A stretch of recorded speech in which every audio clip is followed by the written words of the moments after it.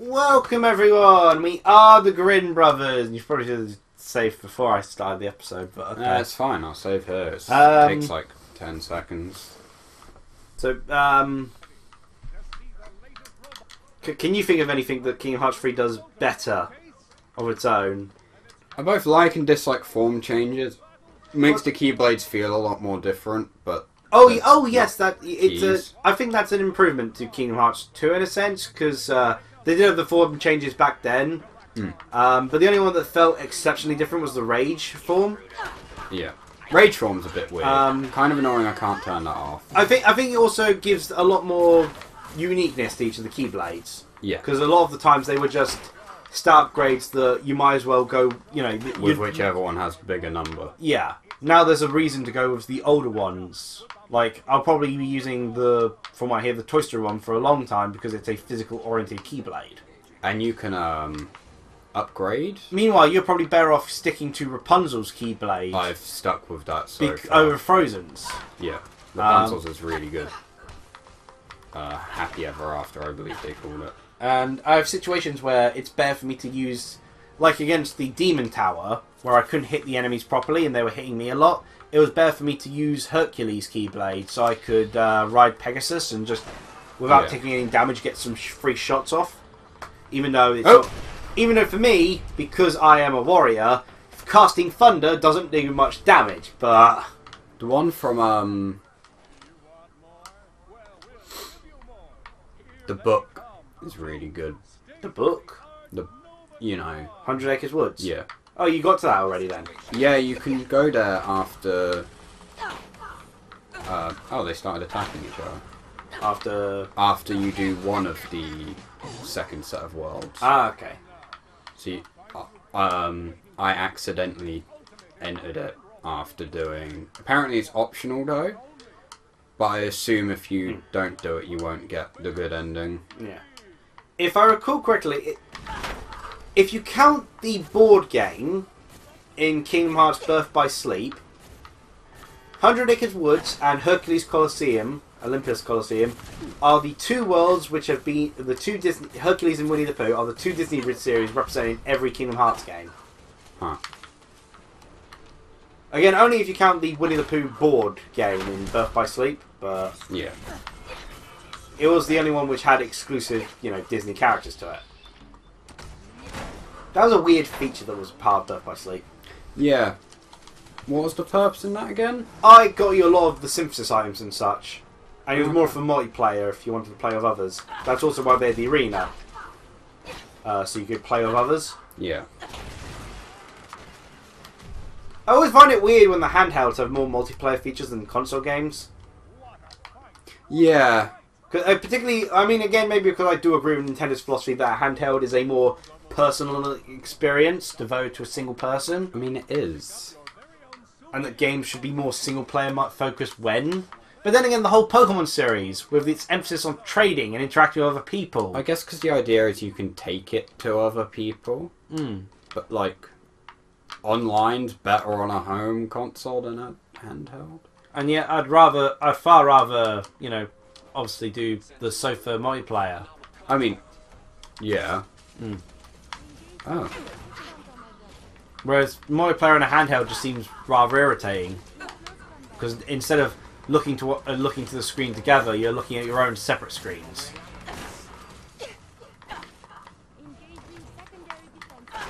Kind of like in a meeting, but everyone's got their heads down. That's what I do in meetings.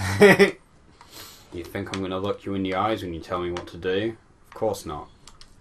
I'm not going to look at you, because that would be me acknowledging that I'm supposed to do my job. They still hire you though, so apparently you do a very good job of not doing your job. Don't know why they've hired me, but you know what? Or a very poor job at not doing your job, so you're doing a good job. They give me money, so who am I to complain? I think I already got all the Star Cores in here, so goodbye. There's just one area. Random death arena that they've There's more of it.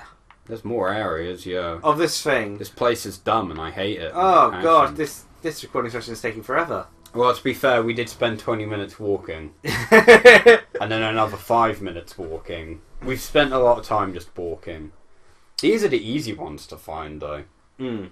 Because they're also just scattered around on the floor out here in the open part. Yeah. So that's where YouTube comes in, and I look up someone who's better than I am, or more patient than I am, or just has a lot of time to waste. Oh, it's daytime now.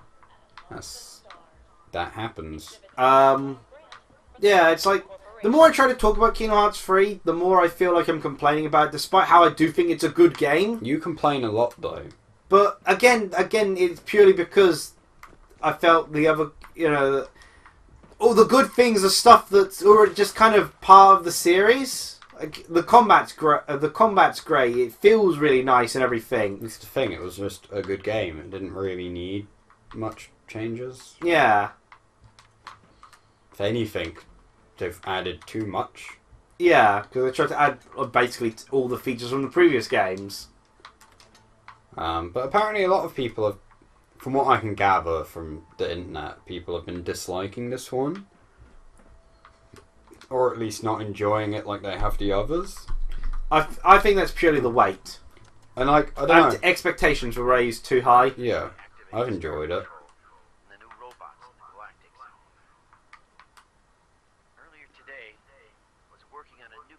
So is this old people? This is old world people. Okay. Of course, they got soda all over the exposed hardware. Nuka-Tron lurched and pointed its nozzle right at one of the boys. I thought for sure he triggered the military protocol, and we were all dead.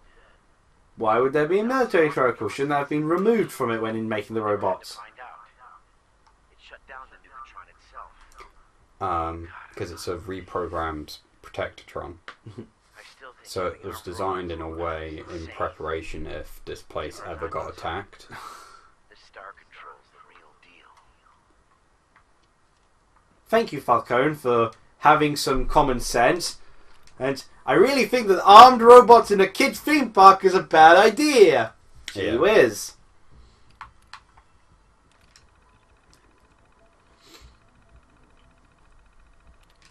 So yeah, any final thoughts to say about Kingdom Hearts 3 so far? The first game of 2019 I've had to play myself because all my other games got delayed, so... I super enjoy it. It's a lot of fun. It's just... I don't care for the plot, honestly. Which is a weird thing to say because people are like, oh, Kingdom Hearts, you play for the plot! No, you don't. You have to play all these old games so you can understand the story. No, the plot I've played through them and I don't understand the the story. Wreck. I don't understand what's going on. This game's probably done the best job of explaining things, but it also means I'm sat just watching cutscenes for like 20 minutes at a time. Yeah. Like, it's really annoying. I finish a world, I want to save, go on to do other stuff, but instead I'm stuck watching another 10, 15, 20 minutes of cutscenes when I could be shooting stuff with my gummy ship. Weirdly enough, despite how confusing the story was before, Dream Drop Distance is actually where the plot jumped the shark. Yeah. Because they introduced time travel! Yeah, whoever... Well, I mean, we know who did that. It was Nomura. The thing is, Nomura seems like a really sweet guy, and I don't want to get angry at him. Because I just feel bad, you know? He's just... I mean, I think he has a nice attitude, but I don't think... in a sense, don't let the fact that he is a nice guy get in the way of criticising the game. Oh, I'll still criticise it, but like... No, because I've seen some people who are kind of like, feel like they're obligated to do nothing but praise it because he's a nice guy. Again, it's like the Sakurai situation where Sakurai works so hard, so people avoid criticising Smash Brothers. I'll still criticise things, don't worry. Nomura's got problems as a developer. He can only develop one type of game, that being Kingdom Hearts. And he keeps taking on way too much, so none of the games actually get finished. Yeah. Kind of like Sakurai. If he doesn't let anyone else make his games. But, despite all the complaints, I do enjoy Kingdom Hearts 3. It is a lot of fun. Yeah, I don't think anyone would guess that. It's, just Birth by Sleep was better. But, that's a case... Oh! God, that's a I common, forgot about this place. Should we put an epilepsy warning at the start? I will. Okay. It's just that, so this is like a little... there's always going to be cases of that where, you think the previous game was better or the sequel's not as good sort of thing.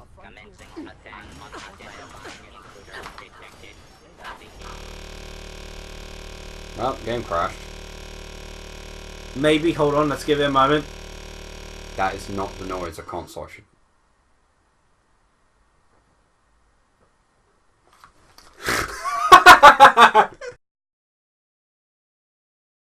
And we are back at that moment which we totally didn't crash. We need spacesuits, do they? I was about to say, that's going to over-encumber you, isn't it? I imagine a spacesuit in your pocket would probably be heavy. Well, I don't know, because I think they're quest items, so... Yeah, so we kind of covered everything we need to of Kingdom Hearts 3, but 10 minutes into the episode, I should probably cover some smaller topics here. So let's see. Number 1. Sweet. Australia is getting a physical release for Naruto Ultimate Ninja Storm Trilogy. Okay. It's a physical release where inside is 3 digital codes for all 3 games of the trilogy. Huh. That's their physical release. Just a bunch of digital codes. Yep, it's a box. With That's codes. not a physical release. That's their physical release. By the way, this is Vault-Tec doing promotion for Vault-Tec stuff. We are not sponsored by Vault-Tec. Don't say that in any way. We are not getting paid for the sponsorship of Vault-Tec. I wish Vault-Tec would pay us. I also wish my health... Carrie, no! Sorry. She is so dead. She's fine. She's immortal. See? She's fine.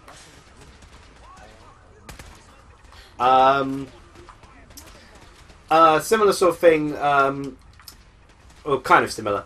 Final Fantasy X and X-2 are being HD are being released on modern consoles. Oh, that's cool. You know, they get a HD upgrade. The others are just like re-releases. Like Final Fantasy IX is going to be available digitally at some point.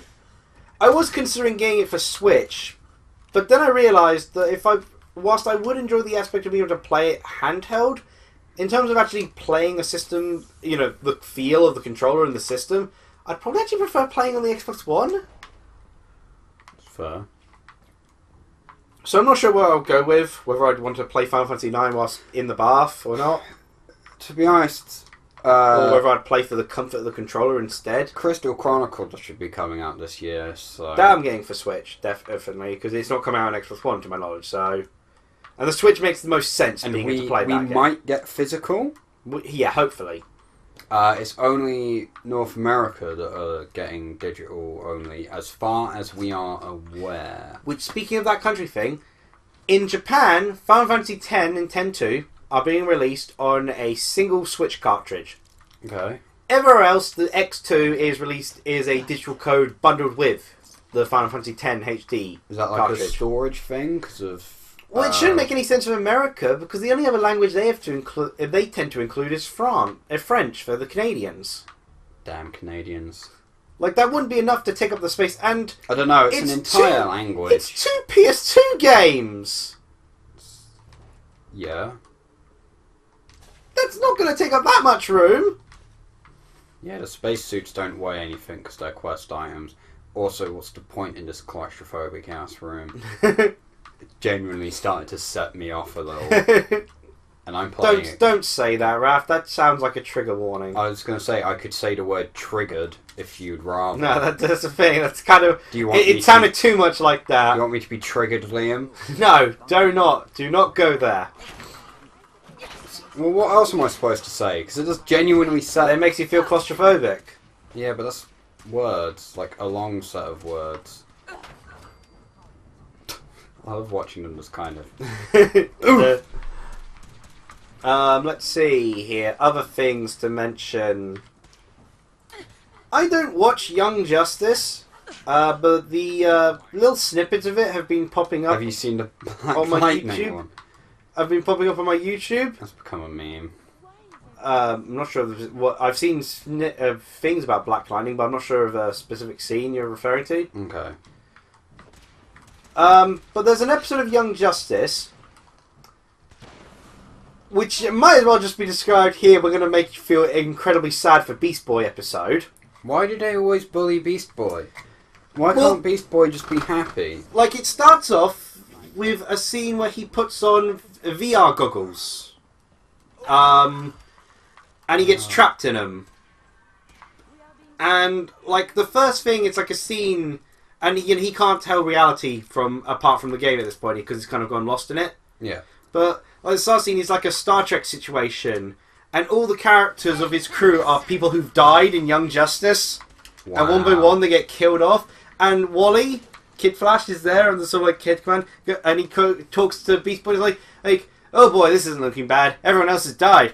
I wonder which is next, you or me? And then it plays the snippet of this Young Justice Season 2 finale where Kid Flash dies, and he goes, oh, I guess it's me. And then Kid Flash dies before Beast Boy's eyes again. Wow. And then they follow it up with a parody moment of Doom Patrol Go. Where it's a parody of Teen Titans Go, but Doom Patrol Go. And like Beast Boy goes, you're staying with me forever, No, unfortunately, we have to go and die now! D-I-E, die! D-I-E, die! And all the Doom Patrol members walk off screen and then die. Amazing. As Beast Boy's just like there in like the Teen Titans Go graphics crying his eyes out. That's beautiful. It's just an episode of making Beast Boy suffer. The way it should be. No, Beast Boy can't be happy. Just hurt the man over and over until there is nothing left. Which, speaking of which, there's actually going to be a Doom Patrol TV series. Not starring Beast Boy. Instead having Cyborg in it. Why does this count as stealing? No idea. But that doesn't. How weird. Why don't you go blurry vision every time you... Oh, there's a lot of radiation. No, there's something else. Well, there's these guys. So... Oh, that was easy. Part of this area was also a Vault-Tec experiment. Ah.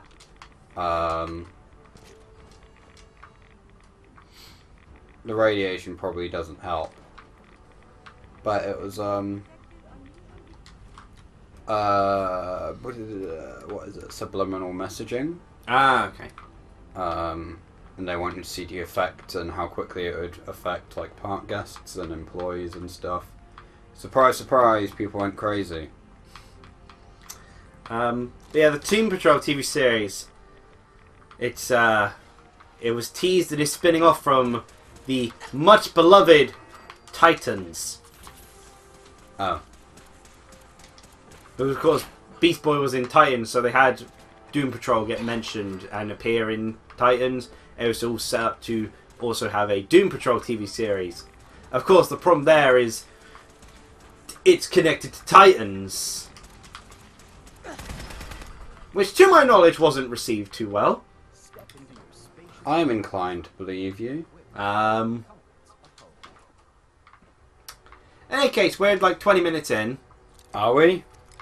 Yes, because we've already done 10 minutes, remember? Oh, yeah. Forgot about that. So we'll end it here, and I have to let my cow out anyway. Yeah. So, Bye, I guess. cheerio! I just kind of sat here.